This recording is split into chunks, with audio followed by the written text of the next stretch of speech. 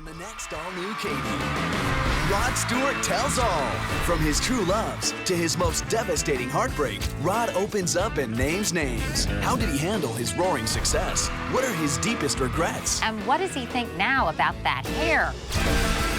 Plus, parenting tips from the father of 8. We'll talk sex, drugs, and rock and roll with Rod Stewart on the next all-new Katie.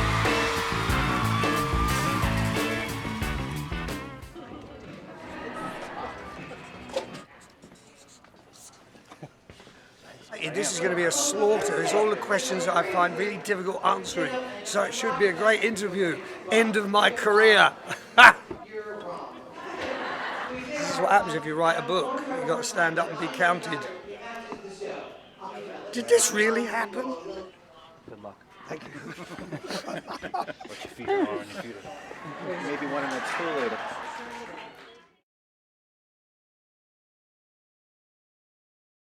We're dividing up this interview into sex, drugs, and rock and roll because you say this is not so much skeletons in the closet as knickers under the bed. Knickers under the bed. Right? So we wanted to start by saying, Rod Stewart, this is your life. Who? Yeah, Rod's life in pictures. By the way, Rod, not many brunettes in the bunch. Do you have a type? Just the two. There's Kelly LeBrock and Joanna Lumley. That's the only two. Is it funny when you look at this? What comes to mind? mind? I tell you what, I feel worn out already. God. No wonder, right? I feel worn. No, so, have you always been a dog? A dog? No, I mean, you have bedded a lot of women in your day. No. This is another. Let me get this straight. That is not thousands of women, is it? Like Bill Wyman, who said he's had 2,000. I'll be lucky if I've had probably 50. Really? Yeah. I was going to ask you. never a shagger around her. This is a daytime television. That's okay. That's okay. But tell me about sort of the loves of your life. I mean, as I said, there have been, well, 50 is a pretty good number, Rod. You know, there's dimensions of love. Some I loved a little bit. Others I've loved a lot. You know. Well, let's start at the beginning because, of course, you know, I remember growing up and loving the song Maggie May, and everybody saying, oh yes, there's a story behind it, and I think it's sort of seeped out through the years. But tell us about who Maggie was and who inspired that. You were 16. Yeah, I was about 16, and I went to this what they call a jazz festival in Great Britain. I was a virgin at the time. And I think this girl must have been about 30, a little broad across the beam. And we also lived in tents, you know, during the night, and then went to the festival during the day. And she took me into her tent, and we made love. It lasted about 3 seconds. I left her. And that was... Oh, my God, she said. Well, Katie asked me to tell you. It was I thought you were the one who said this is daytime television. And it was all over very, very quickly. I've gotten a little better at it since. Do you worry about getting older? Well, I am old. I know, but you don't seem it to me. I mean, No, do you kind of look ahead and sort of, are you concerned about it? Or? No, not really. Not unduly. The only thing to be honest with you, I'm very frank, I worry about health. You know, I don't want to be sick, so I'm forever in the doctors having my blood taken and checking up and making sure I'm okay. Bit of a hypochondriac, I suppose. You are. Yeah. But you know what's nice, too, about this time in your life, Rod, is you really, it seems to me that you're really a family man, that you treasure your kids, your new grandchild. Yeah, granddad now. Yeah. Which is great. All right, so you're able to spend a lot of time with your family. Yeah, I do. I spend a lot, you know, which I couldn't when my career was first starting in the 80s, you know, or in the 70s when I had kids in the 80s. You know, I was away on tour a hell of a lot. And, you know, I think they may have suffered a little bit. This is the whole lot here. That's the whole crew. Beautiful family. Good luck. Good yeah, looking really lot, beautiful family. 1 to 10, how crazy did your life get? With drugs? Yeah. I would say about 4 or 5. Really? And the reason being is I've always played soccer. So it's always kept me on the straight and narrow. I've always kept myself fit. So it was never mad. And I never bought any drugs either.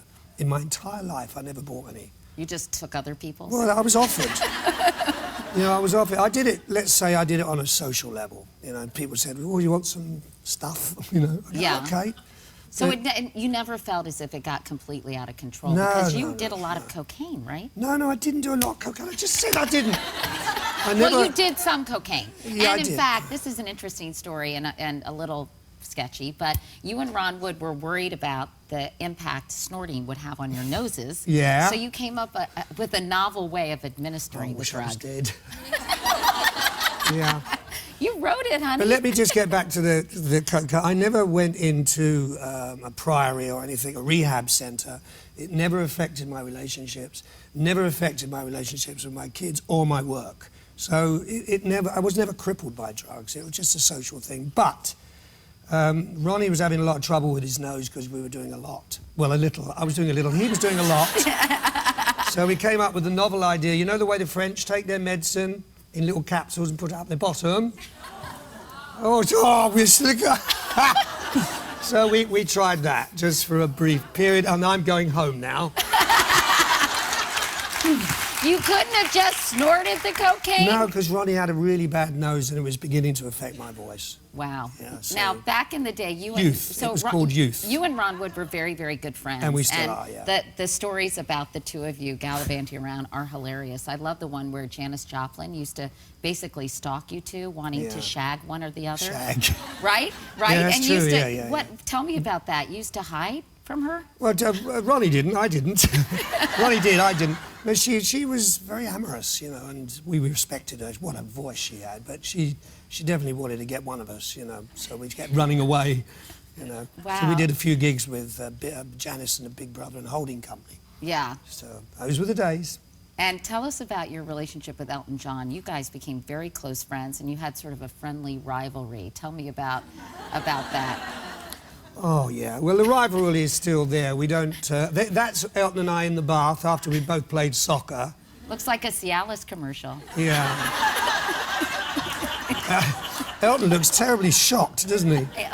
A little bit, but you guys were very competitive, weren't you? Yeah, we were. I mean, there's one instance in the book. I was doing some shows in London at Earl's Court, and I had these huge soccer balls up in the air, fill up with helium. So they were massive, nearly as big as this room, and he had them shot down. He had a sniper come along and shoot them down. Bless him. But did you sort of try to one-up each other, not only, well, first of all, with your record sales? I mean, Yeah. you were always kind of competing against each other in that Yeah, department. I think it's not quite so bad now. Yes, it is. It's still as bad. It is. I'm sure he looks at how many tickets I've sold and how many albums, you know. And you would play pranks against each other, or right? I mean, wasn't there, when you were at certain venues, he would pull these pranks? Well, there's when I had the album Blondes Have More Fun, once again in London I had a big banner, Blondes Have More Fun, outside Earl's Court. He had one put up that said, but brunettes have more money. And it went on and on and on and on, but I love him How dearly. did you feel about that, though? I mean, were you sort of embracing it? Because obviously it was a bit of departure musically for you. I mean, you kind of embraced the disco mania that was going on. Oh, you know, we play this song now, we close the show with it and people absolutely love it. I love 'Cause that song, I have It to sums say. up a whole era of music. you know, Yeah, so. yeah. But I did get a lot of bad press. Yeah, why do you think people sort of took issue with the whole Well, the thing? whole rock and roll fraternity hated disco, you know, so for a so-called dyed-in-the-wool rocker to go and do a disco song, it was huge crime. Yeah. Huge crime. Meanwhile, we have a Facebook question. Nancy Ann asks, who was your inspiration for Do You Think I'm Sexy? Because a lot of people thought it was sort of you strutting around saying, do you think I'm sexy? But that really wasn't the case. No, it's in the third person. I'm singing about a couple that go home at the weekend, you know, after being out clubbing, so... But everybody thought... And it's a headline that's stayed with me, you know, in the papers. It's all, do you think I'm this? Do you think I'm that? You know, it's been like as a bit of a sink around my neck, you know. Yeah, let's talk I don't know about... if that's the right description, a sink. Why, A sink? why Yeah, a that would be heavy to have a sink around your neck. Meanwhile, let's look at let's look at your looks through the years, because they're Must actually... we? Yeah, you know, must we? Yeah, because look, Rod, seriously, check you out. I just have a question. Did you think you look good? Yeah. Yeah. You know, definitely that picture there, I was wearing all the clothes I own. Yeah. And right Except there, for the sink, nice right? thighs I've got there, I must admit, Yeah, footballers' seriously, thighs. what is that middle photo? That's my portion hanging down. That's correct. That's me and Ronnie there, good old Ronnie Wood. And meanwhile, your hair, you write extensively about your hair through the years. When did you decide your hair was really going to become your trademark, your signature piece, which is I like actually to real? think, you know, my voice is my trademark, but I know what you mean. You know, thank you.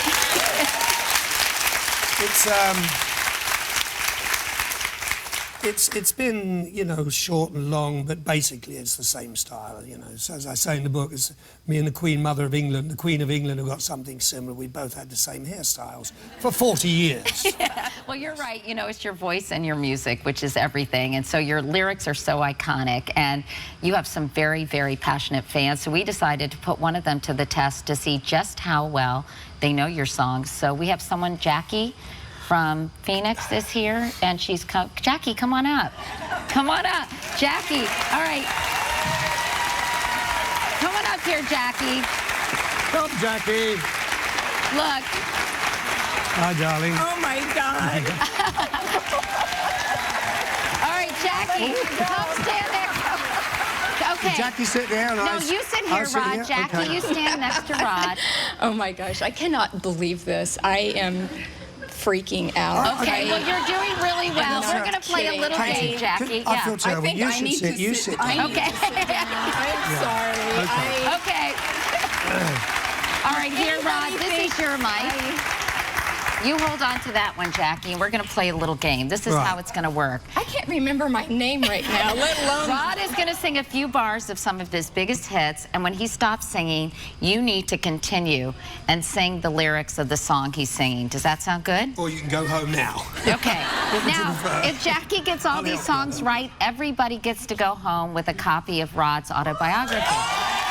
So no pressure. No pressure. Okay. And,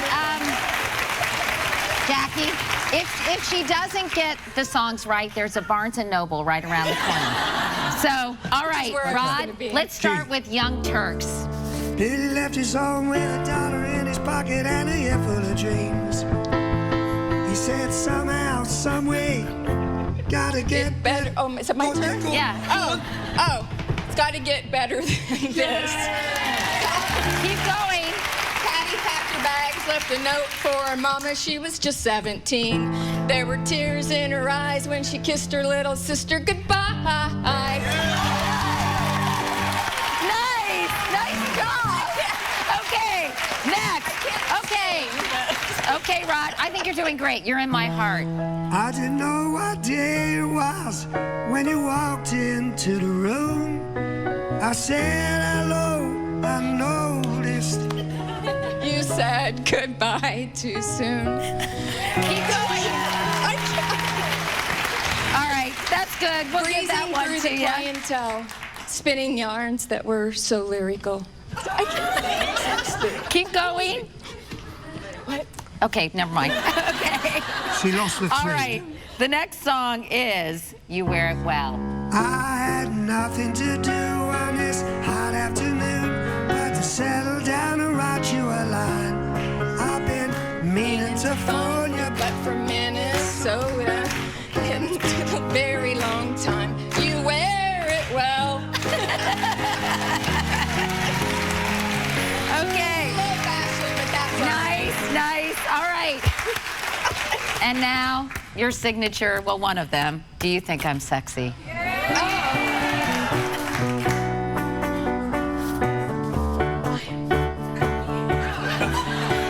She sits alone, waiting for suggestions. He's so nervous, avoiding all the questions. His lips are dry. Heart's just a pounding. Don't you just know exactly what they're thinking? If you want my body and Nice work. Nice work. Honestly. Good job. So you guys all get Rod's book. Give it up for Jackie. so much. My pleasure. All right, up next, the fun continues. We're to play Rod Stewart, Fact or Fiction, right after this.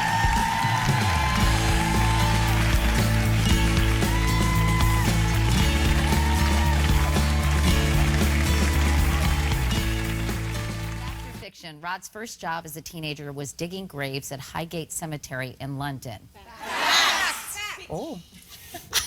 I heard a fiction. Did you hear fiction?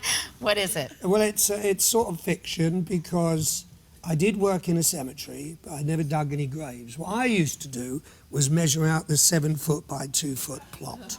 And that's all I did. It's something that, you know, the press got carried away with over the years and exaggerated and exaggerated. And this is the great thing about writing a book. You can put all these facts and lies and myths to rest. So carry on, Katie. All right, next question. Slaughtering my career, she is here. Okay, fact or fiction. Rod once needed to get his stomach pumped after an encounter with sailors at a gay bar in San Diego. What? Thank you, darling. Thank you. Just winding me up, aren't you? So this is actually what happened. I used to have this guy who worked for me. He was a gay publicist. He's dead now, so he won't be watching. And when I had to fire him because he did something terrible, which I won't go into. So he wanted revenge. So he started this rumor about me, you know, and it was horrible because my kids were at school, and so that is definitely not true. Yeah, but it just kept going on, and it became accepted, right? No, it was never accepted. I mean, I was as heterosexual as they come. Okay, all right. Fact or fiction? Rod was blacklisted and banned from all Holiday Inns for one too many trashed rooms. Fiction. Fact.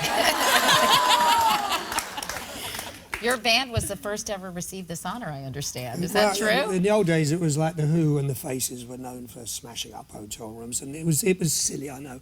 We did it because we were being ignored by the hotel staff because we weren't famous in those days. So they would treat us like real dirt. So what happened, we actually then started checking in as Fleetwood Mac. You did? Because the Fleetwood Mac weren't heard of either. We were all unheard of. So we were Fleetwood Mac for a little while. That's funny. All right, fact or fiction? Rod was such a standout in Mr. Wainwright's music room in school, he would volunteer to sing solos in front of the class. Fiction! In fact, you hated to sing when you were a little boy. Yeah, I was probably about eight or 9, maybe a little bit older, yeah.